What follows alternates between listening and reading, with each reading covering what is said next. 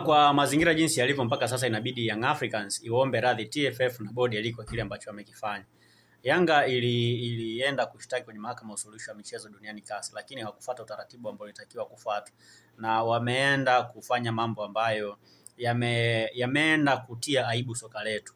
Yamesababisha uongozi wa TFF na bodi ya ligi mwanzo uonekane kama hauna maana, lakini baada ya Yanga kushindwa kesi tayari wamejisafisha TFF na bodi ya ligi, na mwisho siku wao ndio wameibuka mashujaa kwenye ile sakata. Lakini Yanga kama club inapaswa kuiomba radhi TFF kutokana na mambo ya hovyo ambayo wanayafanya kwenye mpira wa nchi yetu.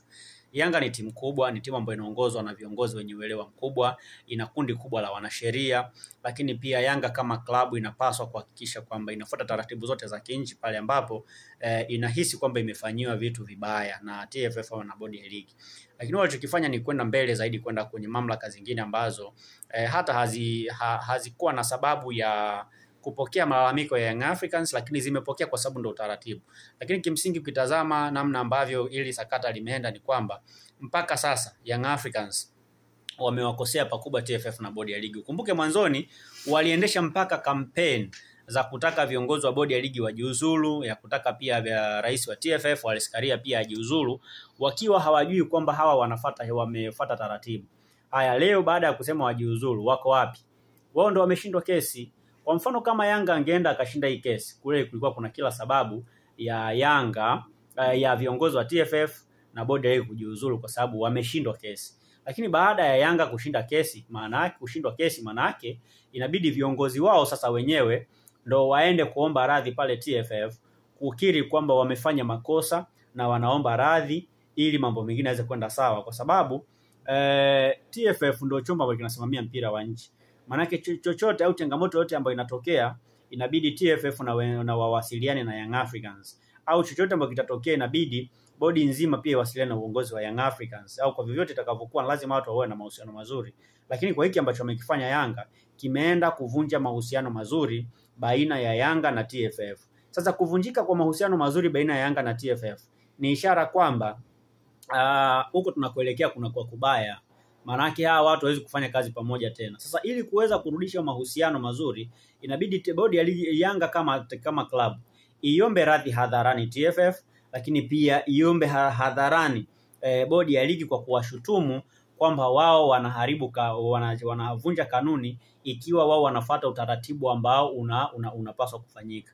Bodi ya ligi kama chombo kinafanya kazi kwa uweledi na kwa maslahi ya timu zote 16 za ligi kuu, lakini pia 16 za championship, lakini pia na timu zote za first league division na zile ligi zote ambazo bodi ya ligi inazisimamia. Kwa hiyo inapotokea inachafuliwa na mtu yoyote, inabidi pia huyo mtu aiombe radhi bodi ya ligi.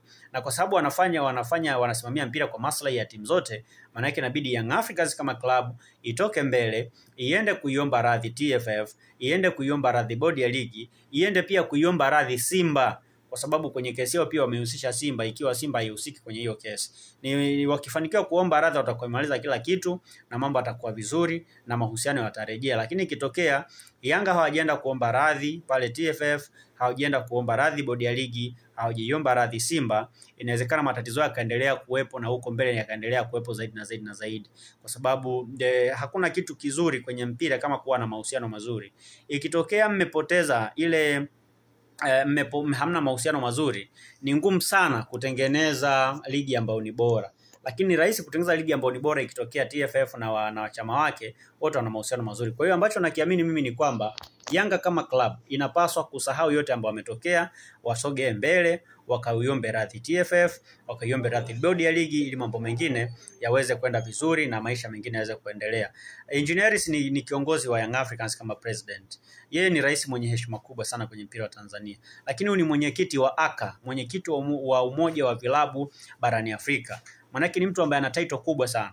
Ni mtu ambaye anaheshimika sana kwenye mpira wa Afrika. Sasa hiyo heshima yake inabidi aitumie vizuri pia kwenda kuomba radhi bodi ya ligi yeye kama rais, kwa sababu ni miongoni mwa wale watu ambao walikuwa wanasema kwamba bodi ya ligi wanapaswa kujiuzulu, ni miongoni mwa wale ambao walikuwa wanasema kwamba TFF kupitia Wallace Karia basi ajiuzulu, na kitu ambacho sio sawa. Kwa hiyo yeye kama rais wa club, kama mwenyekiti wa ACA umoja wa vilabu barani Afrika, anaingia kwenye mikutano ya CAF, huyu kama excom member anapaswa kutumia nafasi yake pia kuomba radhi kwa wanamichezo Tanzania, lakini pia kuiomba radhi bodi ya ligi na Simba na watu wengine wote ambao wamekwazika, ikiwemo pia mashabiki. Lakini pia Yanga inapaswa kufanya mchakato wa kutengeneza mahusiano mazuri na taasisi mbalimbali.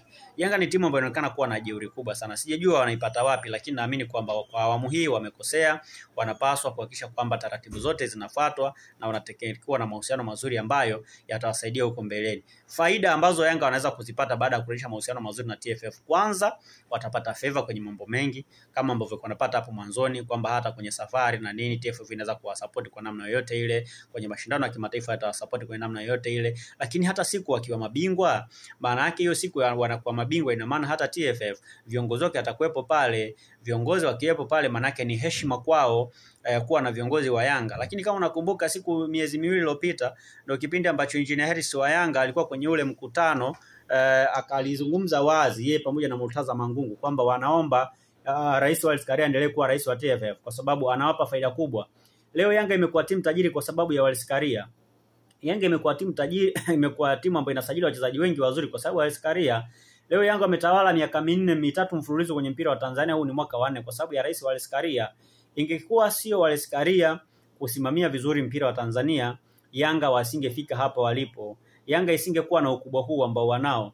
Kwa hiyo nafikiri ni jambo zuri tu au ni jambo jema kwa Yanga kama klabu kutoka mbele na kwenda kuomba radhi TFF ili kuhakikisha kwamba mambo mengine yanaenda sawa na wanarejesha mahusiano mazuri ambayo yataweza kuifanya Yanga kufanya mambo yao vizuri kwa ule ubora ambao unatakiwa. Lakini kama hawatafanya hivyo, maana yake wataendelea kutengeneza uhasama baina yao na TFF, kitu ambacho kinaweza kuja kuharibu mpira, kinaweza kuja kuleta taswira mbaya kwenye mpira wetu, na mwisho siku kukaa na manunguniko mengi ambayo yanaweza yasiwe na faida. Lakini kama wataamua kurukaa nyuma na kuja kuomba radhi, naamini kwamba kila kitu kitaenda vizuri na maisha mengine yatakuwa sawa na Yanga watapata full support kutoka kwa TFF na bodi ya ligi pia vile vile.